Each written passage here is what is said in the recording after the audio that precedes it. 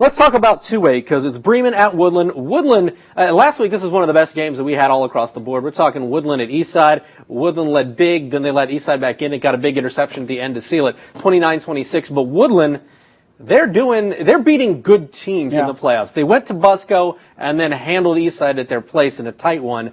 They're battle-tested. What's going to be the biggest key against Bremen?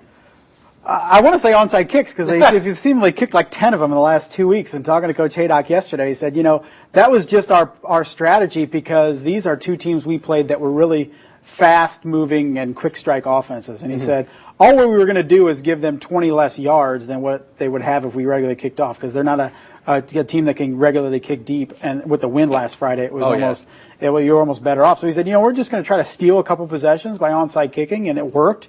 Eastside kind of gave them a taste of their own medicine and got a couple of their own in the second half. But for Woodlan, Coach Haydock said, okay, we're probably not going to do 5 or 6 onside kicks this week, just because Bremen is a more methodical, move the ball down the field type offense. So he thinks his defense can match up a little better in that respect. So more conventional game out of Woodlan on Friday. I'd still do it, man. I saw him do it against Busco. Jalen McCarter scooping everything up like this is no big deal. And those are onside kicks, and they're not just getting lucky bounce. I mean, they are perfectly executed NFL type onside kicks. It's impressive. It's like Pat McAfee type stuff. Seriously. Van Brocklin.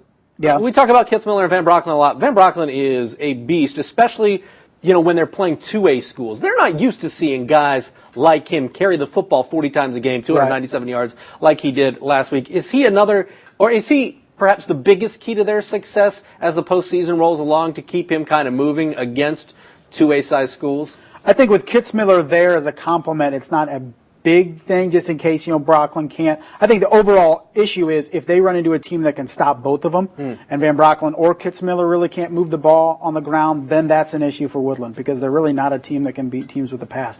They're a team, if you watch Navy against Notre Dame, it's a different offense for sure, but Navy picks their spots to pass, and it works. And that's exactly what Woodland's done the last couple of weeks with Rick Ely. He's got a good enough arm.